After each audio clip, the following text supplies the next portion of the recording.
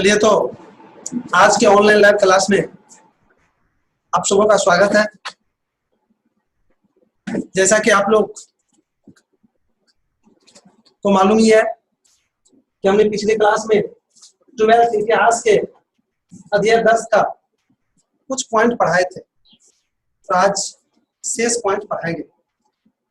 और आज का पॉइंट होगा आपका जमींदारों की नीलामी। जी,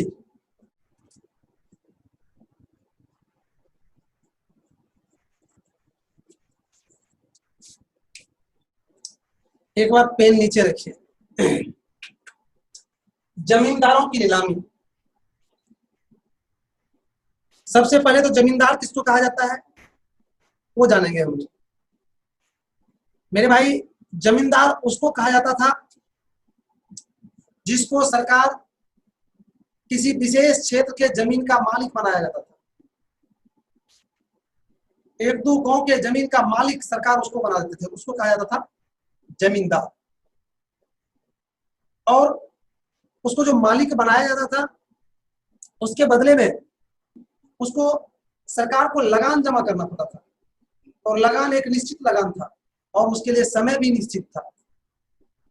जमींदार को उस समय पर लगान जमा करना आवश्यक था। जब कोई जमींदार समय पर लगान नहीं जमा करता था तो उसकी जमींदारी प्रथा या जमींदारी जो पावर था उसको सरकार छीन लेते थे, उससे जमीन ले लेते थे। यही काम जमींदारों की नीलामी कहलाता था। और फिर उस जमीन का मालिक दूसरे व्यक्ति को बना देते थे। इसके लिए वह जमीन, वह इलाका नीलाम होता था। बड़े बड़े पैसे वाले लोग, जमींदार उस नीलामी में शामिल होते थे और जो अधिक टैक्स देने का बात करते थे उसको सरकार उस इलाके के जमीन के जमींदार बना देते थे। यही था जमींदारों की नीलामी। अर्थात मुगल कालीन शासन में जमीनों की या जमींदारों की नीलामी काफी अधिक हुआ करता था। लेकिन एक सोचने वाला बात है कि आखिर नीलामी होती ही थी क्यों? जमींदार, आप कहिए कि सर इसलिए होती थी कि अभी भी आपने बताया कि जब समय पर टैक्स नहीं जमा करता था तो नीलाम हो जाती थी। लेकिन सवाल है कि आखिर टैक्स समय पर क्यों नहीं जमा कर पाते थे? तो इसको भी मैं चाहता हूं कि इसी के अंदर बता दूं, वो सुन लीजिए। सबसे पहला कारण, समय पर टैक्स नहीं जमा करने का सबसे पहला कारण था कि लगान की दर जो थी वो काफी अधिक थी, जिसको इतनी आसानी से समय समय पर जमा करना संभव नहीं हो पा रहा। दूसरा, मेरे भाई, सुखाड़, बाढ़ या अन्य प्राकृतिक आपदा आने पर जब फसल बर्बाद हो जाता था तो उस समय भी लगान जमा करना पड़ता था। उस स्थिति में भी लगान माफी की कोई व्यवस्था नहीं थी। अतः जमींदार मजबूर हो जाते थे, लाचार हो जाते थे और वह समय पर लगान जमा करने में असमर्थ हो जाते थे। इतना ही नहीं, किसान जो थे वो भी जमींदार को समय पर लगान नहीं देते थे, क्योंकि किसान देंगे लगान तब तो जमींदार सरकार को लगान जमा करते, वो भी समय पर नहीं दे पाते थे। तो इन सब कारणों से जमींदार समय पर लगान नहीं दे पाते थे, और जब समय पर लगान नहीं दे पाते थे तो सरकार की एक, कहिए कि हार्ड रूल ने किसान को, हार्ड रूल ने जमींदार को जमींदारी से दूर रहने के लिए मजबूर कर देता था। तो इस तरह से आपने जमींदारों की नीलामी का क्या मतलब होता है और जमींदारों की नीलामी क्यों की जाती थी, इन दोनों प्रश्नों का जवाब आप अच्छी तरह से समझ गए। अब इसको आप लोग नोट कर लीजिए। समय पर लगान नहीं जमा करने के बाद जमींदार की जमीन की नीलामी होती थी। जमींदार निम्नलिखित कारणों से समय पर लगान की राशि नहीं जमा कर पाते थे। डैश देखें, एक नंबर लगान की दर अधिक होने के कारण। दूसरा नंबर में सुखाड़, बाढ़ जैसे आपदा उत्पन्न होने के कारण। तीसरा नंबर में किसान द्वारा समय पर जमींदार को लगान नहीं देने के कारण। चौथा, जमींदार के पास कानूनी कार्रवाई करने की उचित अधिकार नहीं होने के कारण, कर वसूलने में दिक्कत होने के कारण। तो आपने जमींदार की नीलामी क्यों होती थी और जमींदार कर क्यों नहीं जमा करते थे, वो हमने चारों कारण बताए हैं। उन चारों को हम लिखाएंगे नहीं, लेकिन एक एक करके थोड़ा सा उसको बोल देते हैं। जैसे कि पहला था लगान की दर अधिक होने का। बिल्कुल स्वाभाविक है कि सरकार ने जमींदार पर लगान की दर अधिक लगाते थे और उसको वह आसानी से पूरा कर नहीं पाते थे, जिसके कारण से वह उसकी जमीन या जमींदारी प्रथा नीलाम होने की संभावना बढ़ी जाती थी। दूसरा, सुखाड़, बाढ़ जैसे आपदा उत्पन्न होने पर, बिल्कुल सुखाड़ और बाढ़ जैसी आपदा जब उत्पन्न होती थी तो उस समय भी जमींदार को लगान जमा करना पड़ता था। लगान में किसी भी तरह का छूट नहीं होता था। तो जब खेती चौपट हो गया तो किसान उसको लगान देते नहीं थे, और जब उसको लगान देते नहीं थे तो कहां से जमा करेगा। अर्थात इस स्थिति के कारण से भी जमींदारी प्रथा नीलाम होने की संभावना बढ़ी रहती। तीसरा था किसान द्वारा समय पर लगान नहीं जमा करना। बिल्कुल कई ऐसी परिस्थितियां थी कि किसान जमींदार को समय पर लगान नहीं देते थे, क्योंकि जमींदार तो किसान द्वारा प्राप्त लगान को ही सरकार को जमा करते थे ना। और जब किसान समय पर लगान नहीं देते थे तो जमींदार भी सरकार को समय पर लगान नहीं दे पाते थे, जिसके कारण से उसकी जमीन नीलाम हो जाती थी। और लास्ट में लिखा था कि जमींदार के पास कानूनी कार्रवाई करने के कोई उचित अधिकार नहीं होने का।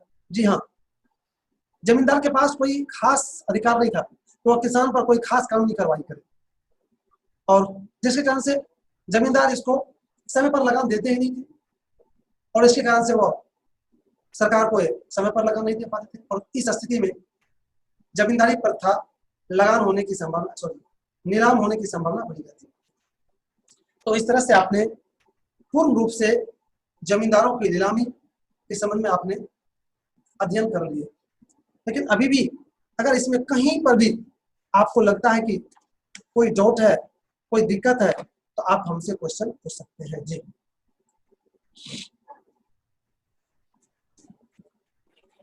सर, जमीन की नीलामी में कंपनी को फायदा होता था ना? क्या बोले, एक बार नहीं सुनाए। जमीन की नीलामी में कंपनी को फायदा होता था ना, जब जमीन की नीलामी होती फायदा थी? होता था कि इसलिए फायदा होता था कि वहां पर बहुत सारे लोग पहुंचते थे उस जमीन को लेने के लिए, और उसमें जो सबसे अधिक बोली लगाते थे कि हम जो सबसे अधिक टैक्स देने का बात करते थे, उसी को जमीन दी जाती थी। उसको तो अधिक से अधिक टैक्स मिलता था नीलामी से। अगला है शायद आपको 5वीं रिपोर्ट।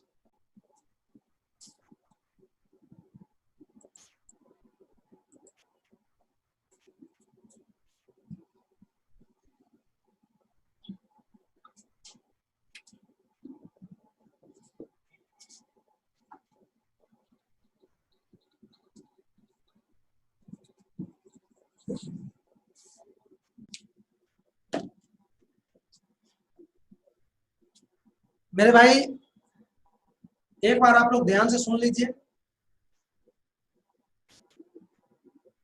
ब्रिटिश सरकार अर्थात अंग्रेजी सरकार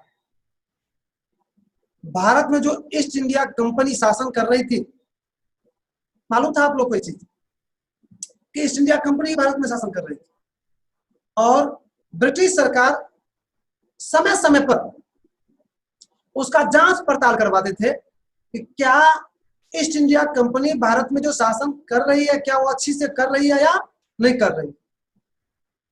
इसी जांच पड़ताल में कई जांच पड़ताल हुआ, जिसमें से एक 5वीं रिपोर्ट भी एक जांच पड़ताल वाले ही रिपोर्ट है, और यह रिपोर्ट 1813 ईस्वी में ब्रिटिश संसद में पेश किया गया था। और मैं बता दूं, करीबन 1002 पृष्ठ का यह जांच रिपोर्ट था, उसी को कहा गया है 5वीं रिपोर्ट।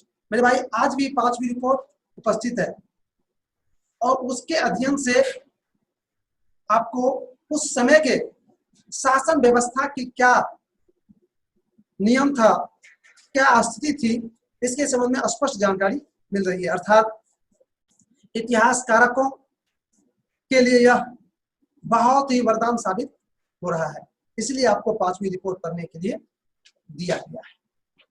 तो इसको आप लोग शायद समझ गए होंगे। अब इसको पहले नोट कर लीजिए आप लोग। ब्रिटिश सरकार ने भारत में संचालित ईस्ट इंडिया कंपनी की शासन को नियंत्रित करने के लिए या जांच पड़ताल करने के लिए कई कानून और समितियां बनाई थी। इसमें से 5वीं रिपोर्ट भी एक है। Paragraph change. इसमें भारत में ईस्ट इंडिया कंपनी के प्रशासन और गतिविधियों का उल्लेख किया गया था। यह रिपोर्ट 1002 पृष्ठों में तैयार की गई। 1813 ईस्वी में ब्रिटिश संसद में इसे पेश की गई। 18वीं सदी के अंतिम दशक में बंगाल के ग्रामीण इलाकों में होने वाले परिवर्तनों के अध्ययन के लिए 5वीं रिपोर्ट अत्यंत महत्वपूर्ण साक्ष्य है।